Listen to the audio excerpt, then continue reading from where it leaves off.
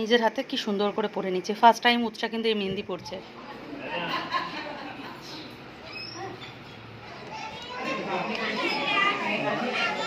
একটার পর একটা মেনু ট্রাই করছি। পনির খাওয়া হয়ে গেছে, ফিশ খাওয়া হয়ে গেছে, এবার চিকেন।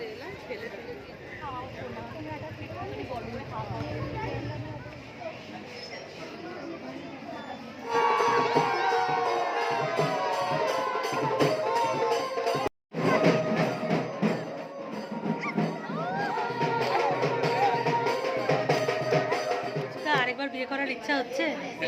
বৌদিকে বসিয়ে দেবো পাশে, কোনো দরকার নেই।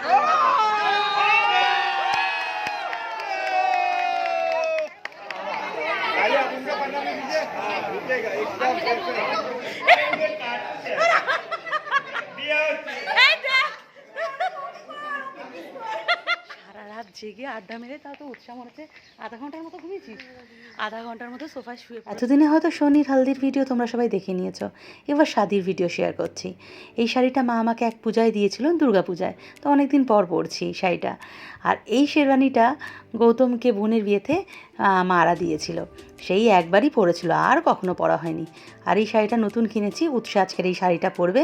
নমস্কার বন্ধুরা, আমি সুপর্ণা। তোমরা সবাই কেমন আছো? আশা করি খুব ভালো আছো। আমার চ্যানেলে নতুন একটা ব্লগে অনেক ওয়েলকাম।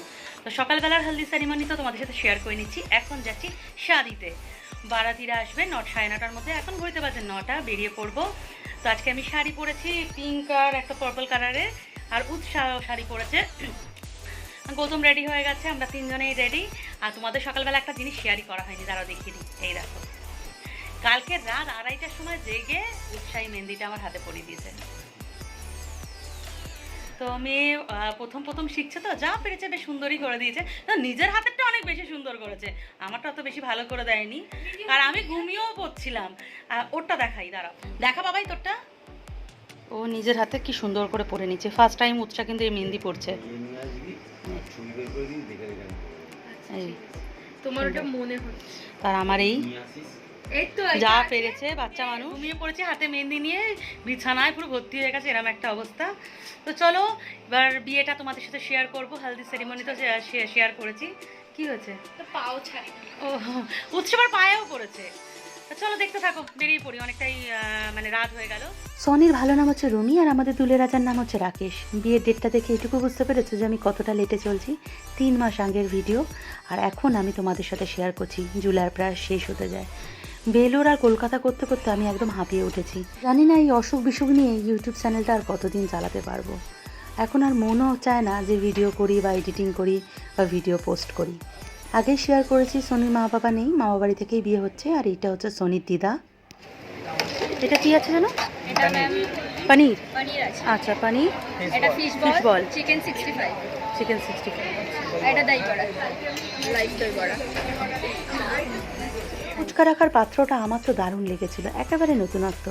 দারুণভাবে সব কিছু অর্গানাইজ ছিল। এটা কি 2 ধরনের চল রয়েছে?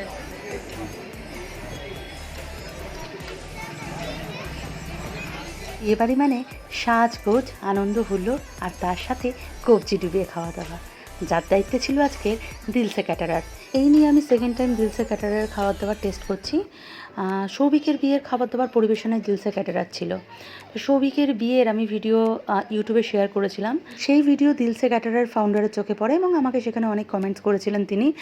আজ সকালবেলায় বিয়েবাড়িতে যখন উনি আমাকে দেখতে পান, তো আমাকে চিনতে পারেন এবং আমার সাথে কথা বলেন। তিনি জানান সন্ধ্যার অনুষ্ঠানে একজন ফুড ব্লগার আসবেন, তাকে হয়তো ফুড রিভিউর জন্য আমাকে ইন্টারভিউ দিতে হতে পারে। এবং সেই ইন্টারভিউটা আপাতত কমপ্লিট হয়ে গেছে। ভিডিওটা আমি ডেসক্রিপশানে শেয়ার করে দেবো। একটার পর একটা মেনু ট্রাই করছি। পনির খাওয়া হয়ে গেছে, ফিশ খাওয়া হয়ে গেছে, এবার চিকেন।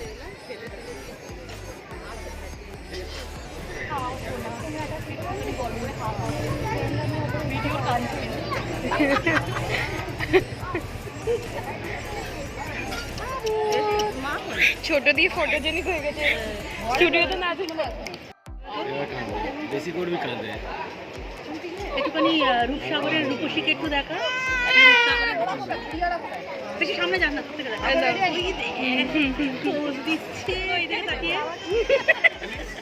এখানে বানি আর উৎসার লুকটা তোমাদের সাথে শেয়ার করছি। দুজনকে ভীষণ মিষ্টি লাগছে, শাড়ি পরে উৎসকে তো চেনাই যাচ্ছে না, আর বানি হচ্ছে দুলহানের ভাবি। এখানে আমিও কেন বাদ যাই, আমার ফুল লুকটাও তোমাদের সাথে শেয়ার করি, কারণ কোনো ভিডিওতে আমার ফুল লুকটা আর শেয়ার করা হয় না, কারণ আমার ক্যামেরা ধরারই লোক নেই। এখানে সোনিকে অনেকক্ষণ পর একা পেয়ে ওর একটা সুন্দর ভিডিও আমি করে নিলাম। গৌতমের কথা শুনে একটুও দেরি না করে চলে গেছিলাম লাইভ নুডলস কাউন্টারে। গৌতম চাউমিন খেতে ভীষণ পছন্দ করে, আমিও নিয়ে নিয়েছিলাম নুডলস আর মাঞ্চুরিয়ান, যেটা খেতে সত্যিই ভালো ছিল। এত কিছু খাবার পর একটু তো কোল্ড ড্রিঙ্কস খেতেই লাগে। দাদা কেমন লাগছে খেয়ে একটু বলুন তো। হ্যাঁ, অসাধারণ। আচ্ছা আচ্ছা আচ্ছা, জানেন তো আমাদের ক্যাটারিংয়ে কে আছে জানেন তো? বোনের বিয়ের কি সাংঘাতিক টেনশন। রাহুলের জন্য খাবার এনেছে, কিন্তু কোনো মতেই রাজা সেই খাবার খায়নি। অলরেডি বারাতি চলে এসেছে আর সবার হাতে মালা আর খাম দেখতে পাচ্ছ। গৌতমবাবু মালা আর খাম ধরে দাঁড়িয়ে আছে। খামের ভিতর রয়েছে টাকা, সাগুনের টাকা বলো বা প্রণামীর টাকা বলো, আর এই মালা রয়েছে বরযাত্রীকে মালা পরিয়ে সাগুনের টাকা হাতে দিতে হয়।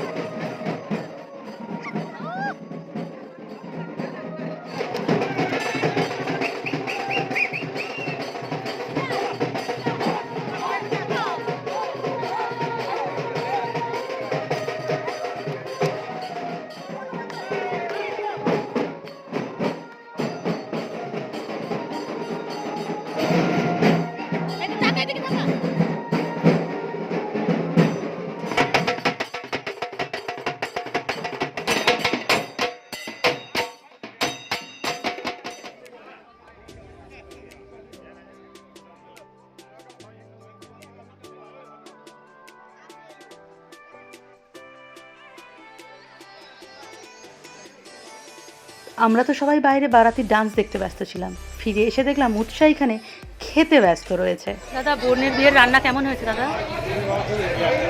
ঠিক আছে দাদা, এতক্ষণ পর ফাঁকা হলেন, দায়িত্ব নিয়ে এবার খাচ্ছে। দাদা আরেকবার বিয়ে করার ইচ্ছা হচ্ছে, বৌদিকে বসিয়ে দেবো পাশে। কোনো দরকার নেই না, বউটা যদি এক থাকে হ্যাঁ তাহলে কি হবে বলো। সোনিরা দুই ভাই বোন, মা বাবার অবর্তমানে ওর দাদা মামা বাড়িতে নিজে দাঁড়িয়ে থেকে ওর বিয়ের এই আয়োজন করেছে।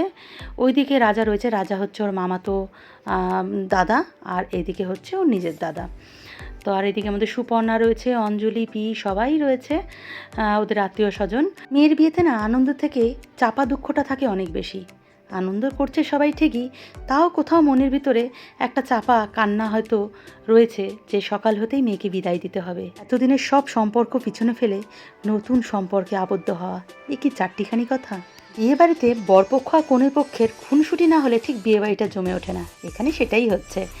বরপক্ষের বক্তব্য, মেয়েকে আগে এগিয়ে এসে স্টেজে উঠতে হবে, মানে জয়মালার মঞ্চে উঠতে হবে। আর এদিকে মেয়ে বাড়ির পক্ষের কথা হচ্ছে, ছেলেকে এসে হাত ধরে মেয়েকে স্টেজে তুলে নিয়ে যেতে হবে। শেষে দুলে রাজা নিজে থেকে এগিয়ে এসে দুলানের হাত ধরে সবাইকে বুঝিয়ে দিল যে দুলহান হাম লে যায়েঙ্গে।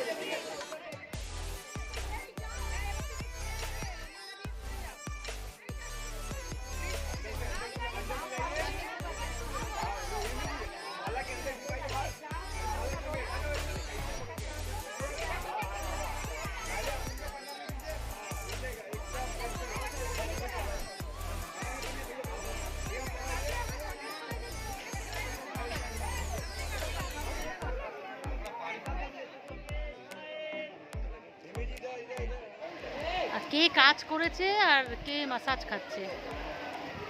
না খেটে গৌতম এখন ওর কাছে হেয়ার মাসাজ নিচ্ছে, হেড মাসাজ। উফ বাবা, এই ওই ফেসিয়াল করে না ও দিদিরা, এই দেখ সুপর্ণা এরমভাবে করে করে দেয়। ও ভগবান, দেখ রাজা। অনেকটাই রাত হয়ে গেছে, নিয়ে নিয়েছি ফিঙ্গার, একটু বিরিয়ানি আর একটু চিকেন কোরমা স্যালাড, আর কিছু নিয়ে নিই, কারণ এত রাতে সব কিছু খেলে কাল সকালে আর উঠতে হবে না।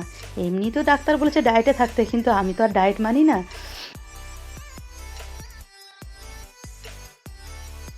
তো খাওয়া কমপ্লিট একদম, বলতে গেলে লাস্টের আগের ব্যাচটায় আমরা খেয়েছিলাম সবাই মিলে।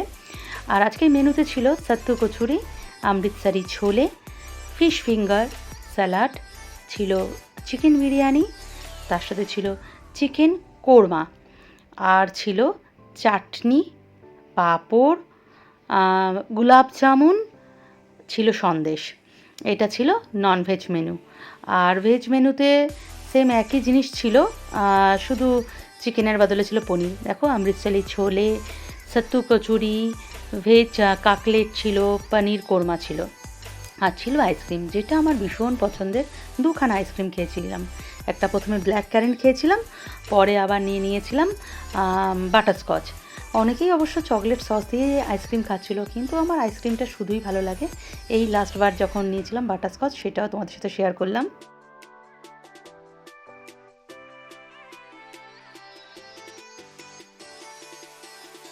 তোমাদের তো বলা হয়নি, গৌতম বাবুর জন্য তো শেরওয়ানি বের করেছিলাম, কিন্তু শার্ট প্যান্ট পরে চলে এসেছে। এইখানে সনির দাদা খেতে বসেছে, বেচারার মাথা থেকে আজকের একটা বড় বোঝ নেমেছে। মানে অনেক দিন পর হয়তো শান্তিতে একটুখানি খাচ্ছে ছেলেটা। যাই হোক, অল্প বয়সে অনেক বড় দায়িত্ব পালন করে নিল।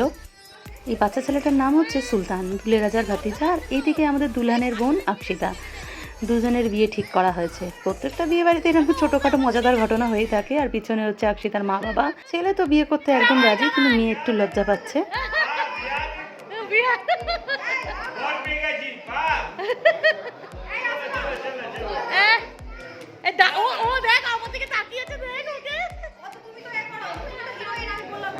এই দেখ, এই লজ্জা পাচ্ছে, লজ্জা পাচ্ছে, এই বিয়ে দেবে, লজ্জা পাচ্ছে বাচ্চা।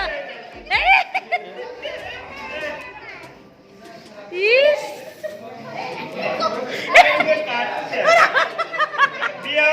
এই দেখ,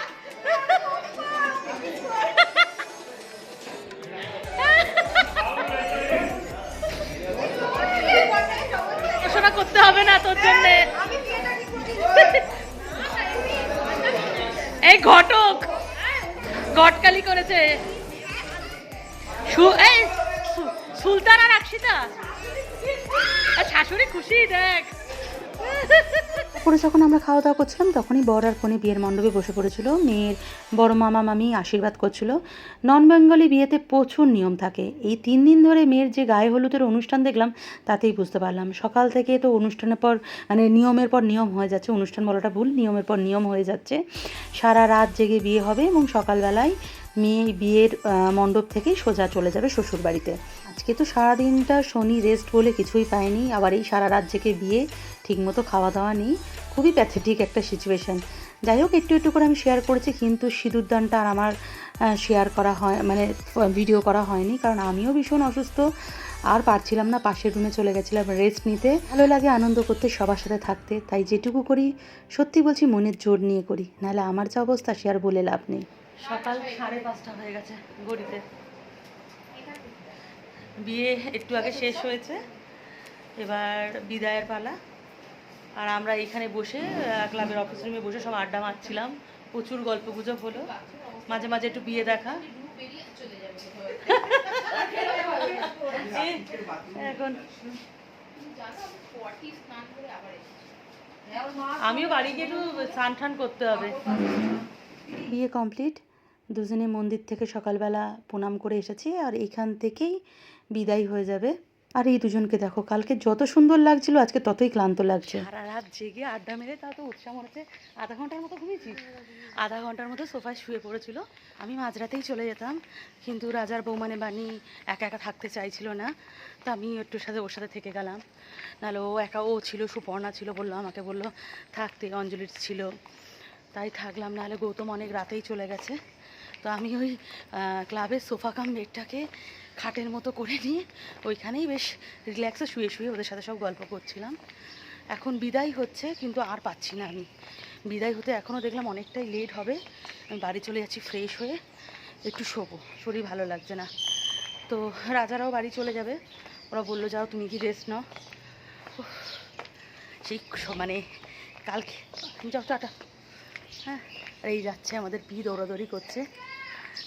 এই তোকে ডাকছে মনে হচ্ছে, দেখ।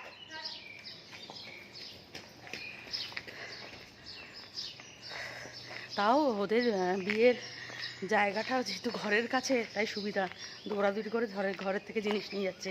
আর বিয়ে বাড়ি মানে একটু ঝামেলা তো হবেই, একটু মন কষাকষি, একটুখানি মানে নিজেদের রিচুয়ালস নিয়ে একটুখানি ঝামেলা হয়েছে। এর নিয়ম, ওর নিয়ম, এর নিয়ম করতে দেবে না, এইসব নিয়ে একটা ঝামেলা, মন খারাপ, এটা তো থেকেই থাকে প্রত্যেকটা বিয়েতে। আর বিয়ে বাড়িতে একটুখানি মন খারাপ, একটু ঝামেলা না হলে ভালো লাগে না। মাঝখানে একটু হয়েছিল, জুতো চুরি টুরি নিয়েও একটুখানি সমস্যা হয়েছিল। এখন আপাতত সবটাই ঠিক। এখন বিদায়ের পালা মেয়ের। আর আমি কথা বলতে বলতে বাড়ির কাছে চলে এসেছি। আমি আর মেয়ে এবার গৌতম বাবুকে ডাকবো আর ঘরে ঢুকে যাব। তো আজকের ব্লগটা এখানে এন্ড করলাম। তোমরা সবাই ভালো থেকো, সুস্থ থেকো, চলো বাই।